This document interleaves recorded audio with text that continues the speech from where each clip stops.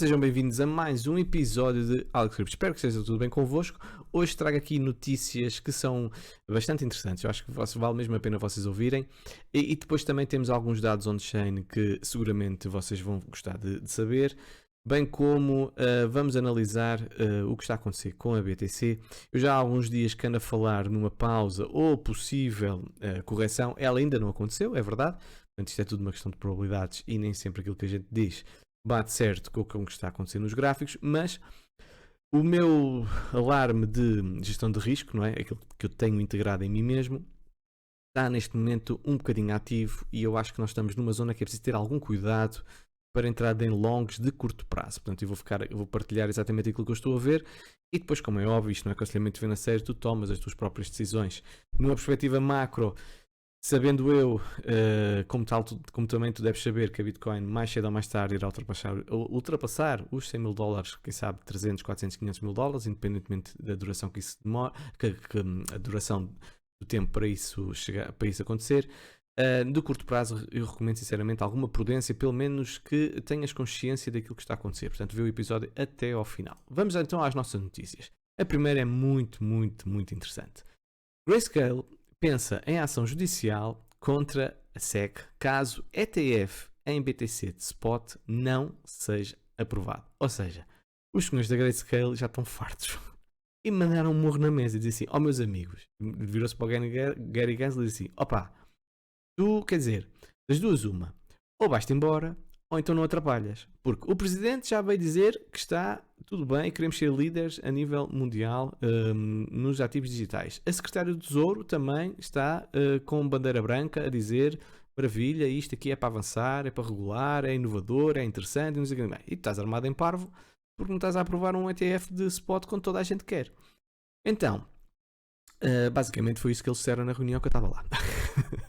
Então, o Grayscale Investments está preparada para agir contra o SEC americano, como é óbvio, caso o seu fundo negociado em Bolsa de Valores, ETF, seja rejeitado pela entidade reguladora. O motivo é a absoluta rejeição da SEC em não aprovar ETFs em Bitcoin Spot, aos quais são solicitados a liberação para comercialização no mercado de investimentos dos Estados Unidos. O próximo prazo, atenção, vamos estar atentos a este prazo, o próximo prazo de análise deste ETF da Grayscale está agendado para dia 6 de julho. Curiosamente, bate muito bem no mês em que, a princípio, vai ser o merge de Ethereum. Estamos a considerar todas as opções possíveis, segundo o seu presidente.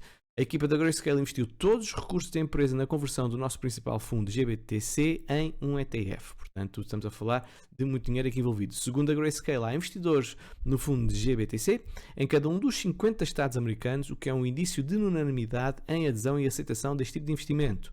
A Grayscale estima que mais de 800 mil investidores, reparem bem isto, 800 mil investidores estão à espera para investir os seus fundos caso um ETF em Bitcoin, ETF de spot, seja aprovado.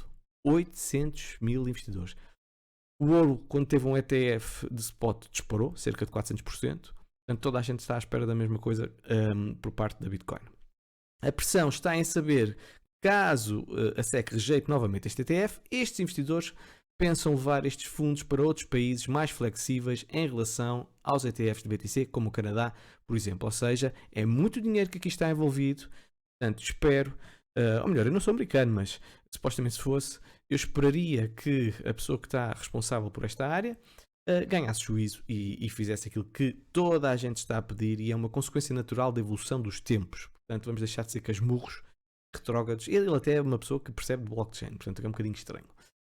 Bem, outra notícia. Chegou a hora de integrar a Bitcoin na economia, diz o primeiro-ministro da Rússia. Portanto, eu no último episódio falei no Sr. Pavel Zavalny, chefe do Comitê de Energia da Rússia, a admitir que existia a possibilidade do país passar a aceitar criptomoedas para a venda de recursos energéticos como gás e petróleo. E agora, nada mais, nada menos do que o próprio primeiro-ministro da Rússia, o Mikhail Mishustin, declarou a sua posição a favor da Bitcoin e das criptomoedas durante uma reunião com os membros do Partido Liberal Democrata.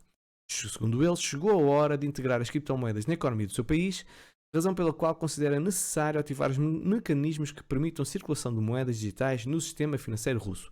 Isto está claramente relacionado com a situação das sanções à Rússia, com as limitações que eles neste momento estão a sentir ao nível da economia. Portanto, é uma fuga, é fuga possível, provavelmente, para a Rússia e, como é óbvio, indiretamente, mesmo que os motivos não sejam os melhores, evidentemente que vai ajudar a Bitcoin a subir ou pelo menos a evitar perdas. Outra notícia muito interessante: governo dos Estados Unidos. Isto é para o senhor Gary Gensler ouvir, da SEC. O governo dos Estados Unidos espera arrecadar 11 bilhões de dólares taxando criptoativos. Portanto, eles estão, segundo o governo americano, eles pretendem arrecadar 11 bilhões nos próximos 10 anos, sendo 5 bilhões somente no próximo ano. Portanto, estamos a ver claramente o interesse financeiro que aqui está em regulamentar as criptomoedas. Portanto, faz todo o sentido que isto avance nos Estados Unidos e a bitola neste momento é claramente positiva perante a Bitcoin.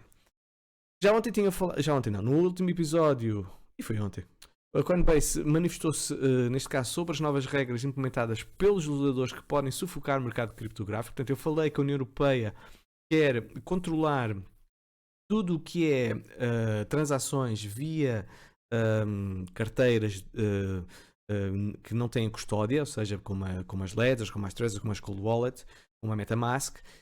E então, neste momento, a Coinbase está um bocadinho preocupada com esta situação porque indiretamente vai lhe afetar. Portanto, a Coinbase está preocupada com o facto das emendas à Crypto Travel podem sufocar o mercado criptográfico. Portanto, o diretor da política de câmbio da Coinbase pediu à comunidade criptográfica que se manifeste e se oponha às emendas da União Europeia e demais países sobre as regras de transações de criptoativos.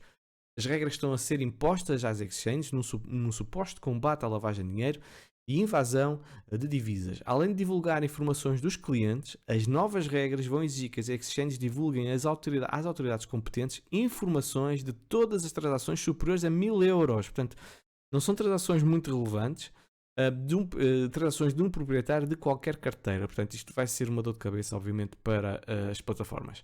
Assim, a Coinbase está a pedir para que a comunidade criptográfica responda fortemente a esta proposta antes que seja tarde demais. Portanto, eles dizem que é este o tempo de agir, é o tempo de se manifestarem e se ficarem calados, provavelmente isto vai ser aceito e vai causar algumas dificuldades às plataformas.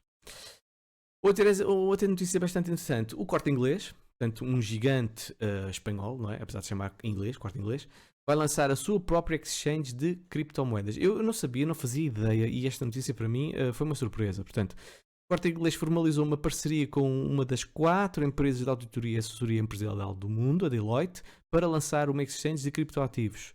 O Corte Inglês possui atualmente 11 milhões de clientes, eu não fazia ideia que era tanta gente, e assim é considerada a terceira maior empresa de departamentos do mundo. A empresa pretende criar a sua própria exchange para fornecer aos seus clientes a possibilidade de pagamentos e negociação de criptoativos. Lembro que no passado o Corte Inglês, em conjunto com a Deloitte, criaram uma nova marca, a Bitcore, patenteada em 2021 como uma empresa de serviços financeiros e de câmbio, portanto empresa direcionada à Bitcoin e Ethereum, que os clientes podiam comprar e vender estes criptoativos. Portanto, muito curioso aquilo que o Corte Inglês está a fazer. Portanto, mais um sinal de adoção em massa que aqui está bem presente num gigante que tem montes de clientes e não fazia ideia. Provedor de ETFs Wisdom Tree lança ETPs, Solana, Cardano e Polkadot, ou seja, basicamente na bolsa, não é? Portanto, o provedor americano de fundos negociados em bolsa, que é o ETF, não é? O Wisdom Tree continua a expandir os seus produtos de criptomoedas na Europa, lançando 3 novos produtos negociados em bolsa. Ou seja, a partir deste momento, Solana, Cardano e Polkadot vão ter o nome de SolW, AW e .w e, portanto, já vai ser possível transacionar Solana, Cardano e Polkadot via as bolsas regulamentadas. Portanto, muito curioso. E aqui ele também diz que enquanto a Bitcoin e Ethereum ganham as manchetes, as altcoins agora são opções viáveis para muitos investidores institucionais, oferecendo mais opções para diversificar as suas participações em criptomoedas, como fariam com qualquer outra classe de ativos. Ou seja, claramente a piscar os olhos às altcoins e dizer que o mundo não é apenas Bitcoin e Ethereum, e eu concordo. Quase 13,75 milhões de dólares foram liquidados com a subida do Waves. O Waves teve uma subida num único dia de 70%. Que pena não ter essa trade. Portanto, o preço da Wave subiu até 70% no dia 29 de março, atingindo um novo recorde histórico de 54 dólares. houve imensas liquidações, reparem aqui, o que está aqui a vermelho, portanto estas shorts todas foram liquidadas, e o motivo foi que há 3 atualizações agora aqui no projeto da Waves. A primeira é a migração para o Waves 2.0, o lançamento de um fundo de 150 milhões e a parceria com a Wallbridge. Portanto, 3 boas notícias para a Waves e o mercado reagiu em força para a Waves. Ora bem, outro indicador agora ao nível de dados on-chain. O Liquidity Supply, o choque do Liquidity Supply Shock está ao rubro, está completamente a disparar e isto obviamente está ligado com a escassez da moeda. Portanto, nós tivemos esta divergência bastante grande durante alguns tempos, desde janeiro mais ou menos até ali março, em que o preço basicamente lateralizava, até mais um pouco, até inícios de... Não, março, peço desculpa. E de facto isto nós temos o liquidity supply sempre a subir. Portanto, isto é claramente algo bastante positivo para o mercado a médio e longo prazo. Significa que isto mais cedo ou mais tarde vai ter aqui uma explosão, não tenho grandes dúvidas relativamente a isso. Outro indicador bastante curioso tem a ver com a fase em que nós estamos relativamente ao retalho e também as baleias. Portanto, nós neste momento estamos na fase em que o retalho está a sair, ou seja, há uma certa capitulação no mercado, e reparem bem aqui, através deste gráfico aqui amarelo, o que está a acontecer, certo? Antes disso tivemos o hype ali em setembro, novembro, em que levou a BTC a máximos históricos dos 69 mil. Antes disso tivemos um novo momento de capitulação, reparem aqui o retalho também a fugir, e agora aquilo que nós estamos a ver é que nós temos as baleias a acumular. Não estão a acumular de uma forma muito vincada, como aconteceu no passado, aqui nesta zona em que nós tivemos claramente o crash dos 60 aos 30, mas não deixam de estar a acumular, apesar de agora nos últimos dias até estarem a acumular menos. Portanto, mas apenas para vocês terem noção que estes ciclos de retalho, quando o retalho está a acumular, é quando o preço está basicamente a chegar ao fim, e quando as baleias estão a acumular é quando o preço está no fundo, ou seja, o smart money e o dumb money, portanto, sem ofensa para ninguém.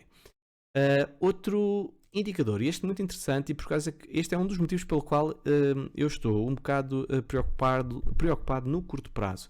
Portanto, aqui nós temos o Miner Position Index, o MPI, portanto isto tem a ver com o outflow dos mineradores, portanto a venda da BTC, e reparem que ela esteve adormecida durante muito tempo, ok? E neste momento temos aqui um pico muito grande, mas mesmo muito grande, nos últimos dias. É assim, vocês vão dizer, pá, mas isso, o timing dos mineradores é péssimo, e eu vou concordar com vocês, sinceramente, porque reparem onde é que foi este pico, e só depois onde é que o preço da BTC foi, portanto... Não é que sejam as pessoas que têm o timing de mercado mais perfeito, sinceramente não têm, mas não deixa de ser um indicador de pressão de venda, e se há pressão de venda de BTC, obviamente que há mais dificuldades em o preço a subir. Outro aspecto, e aqui vou pegar aqui num Twitter do Garrett Soloway, ele é um analista, um trader bastante conhecido nos Estados Unidos. Ele está muito bearish relativamente à BTC, por exemplo, e ele faz uma parceria, peço desculpa. Ele faz uma comparação com os mercados tradicionais. Portanto, ele está a falar, o spread 2 a 10 anos está prestes a inverter, e ele diz que há algum tempo que vai haver uma recessão em 2023, e os rendimentos, ou seja, o lucro das ações, não é, do mercado acionista, também está perto de confirmar exatamente essa recessão ou essa inversão.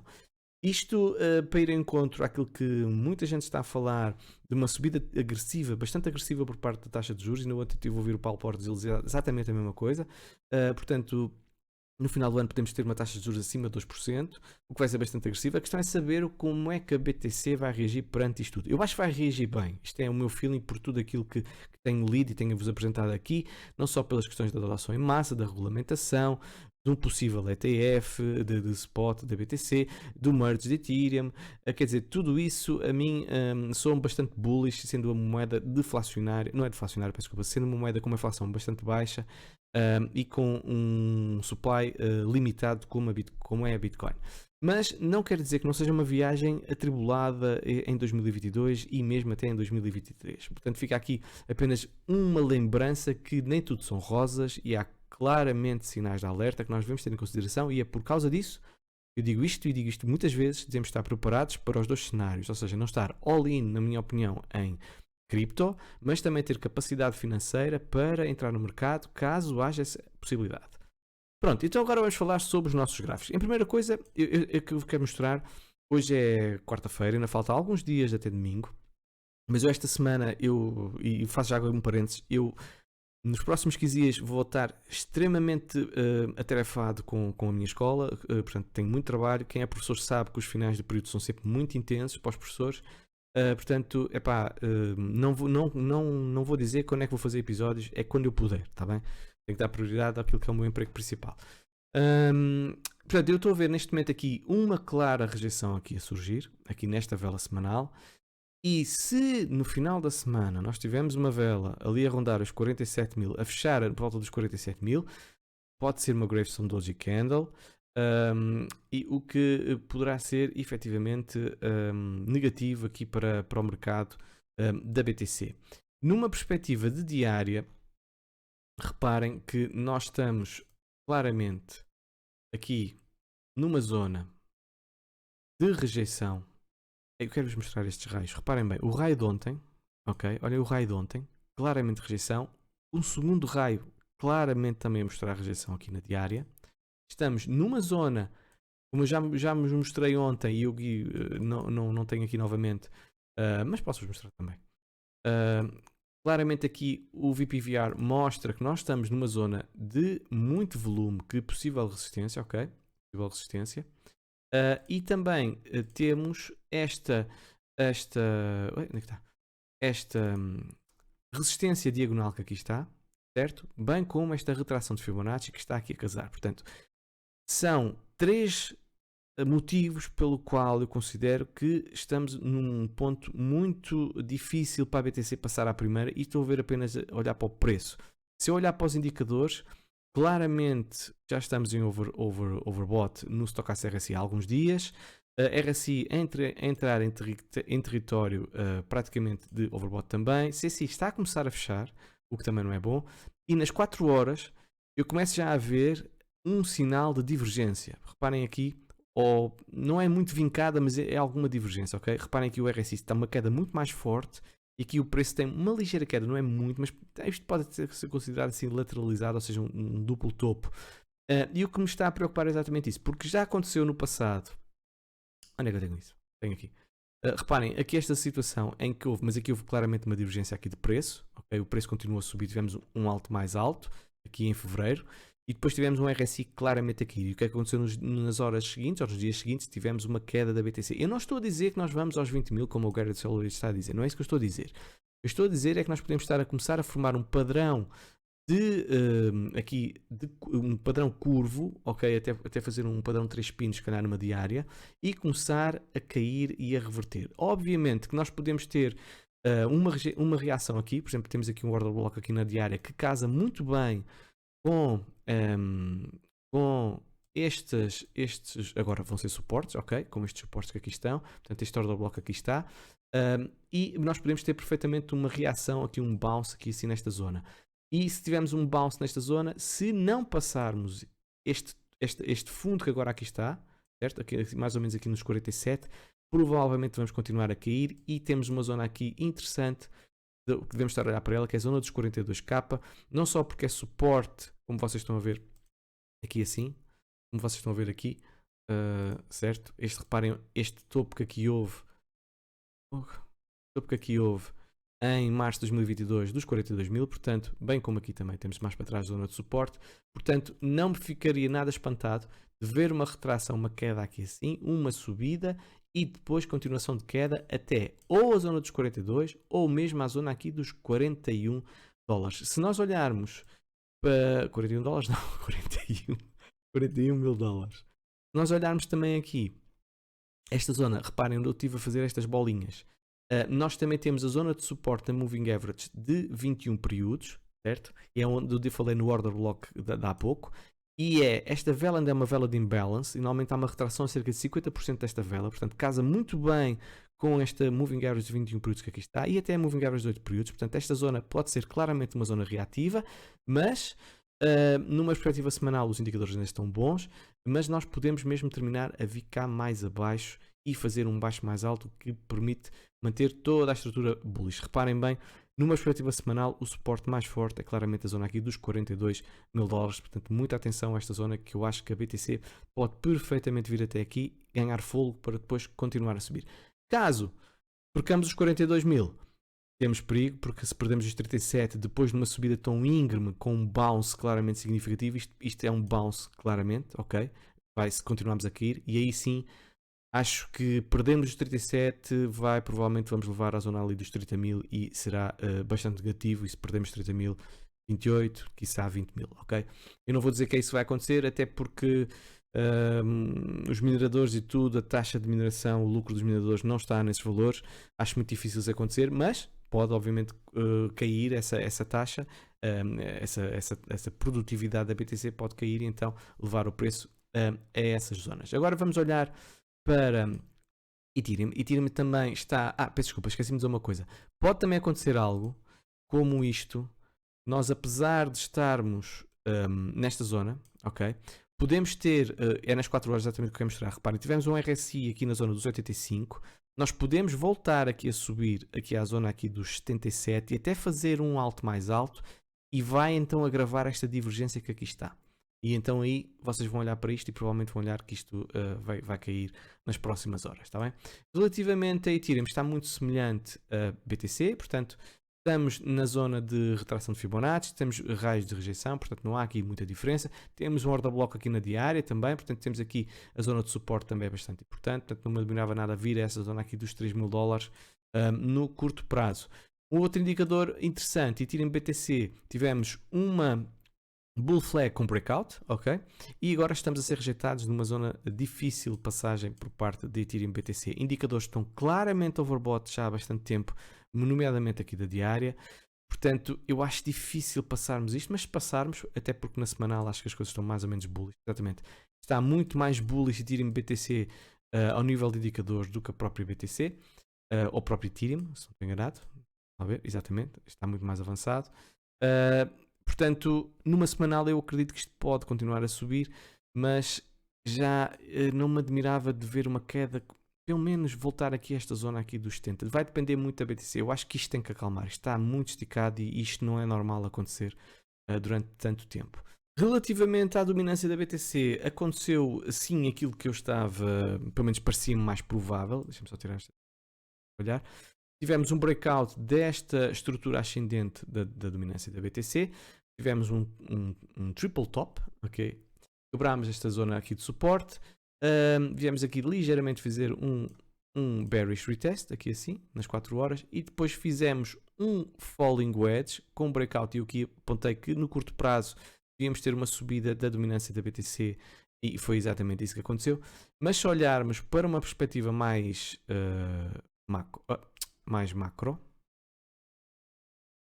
aqui na diária ainda temos um momento aqui de estocásstica de subida, mas se eu olhar numa perspectiva mais macro, ok, de semanal, é isto que me parece nas próximas semanas, as coisas até nem podem correr mal para as altcoins, porque nós temos há imenso tempo, isto é mesmo muito tempo aqui neste estocásstica de RSI aqui, overbought. Portanto, não me chocaria ver aqui nas próximas semanas, mesmo que tenhamos aqui uma certa lateralização, vir aqui mais abaixo, até fazer aqui um certo reset a este indicador.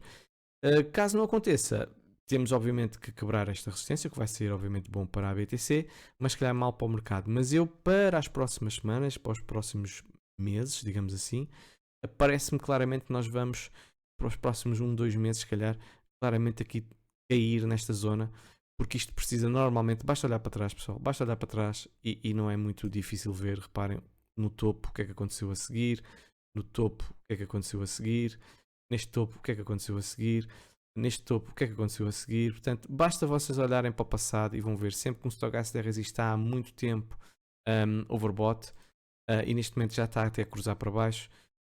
Normalmente há uma retração por parte aqui do gráfico. Portanto, parece-me que este movimento até aqui, esta zona, não me parece nada extraordinário, o que obviamente vai ser bom para as altcoins no par BTC, está bem? E pronto, acho que não é mais nada. Exatamente. Pessoal, pronto, como eu disse, não sei quando vou fazer o próximo episódio. Vou tentar na quinta-feira, mas não prometo. Amanhã é impossível, sexta-feira mais impossível é. e provavelmente se calhar só na segunda ou terça-feira. Portanto, espero que corra muitíssimo bem. Se querem acompanhar aquilo que eu digo e acompanhar aquilo que eu faço, tem o meu premium onde eu partilho todas as minhas análises. Portanto, basta vocês irem. Por exemplo, vocês podem perfeitamente ver aqui. Eu já tinha colocado estes gráficos aqui assim, os alertas, já tinha dado lá ao pessoal, outras coisas que eu também vou falando, ok? Portanto, se vocês quiserem entrar, no final da descrição, na descrição deste episódio, tem lá como entrar em contato comigo, o meu nick no Telegram e também para o LiveScript geral, e podem acompanhar mais de uma forma constante aquilo que eu vou partilhando, tá bem? Beijinhos, abraços e até uma próxima. Tudo corra bem.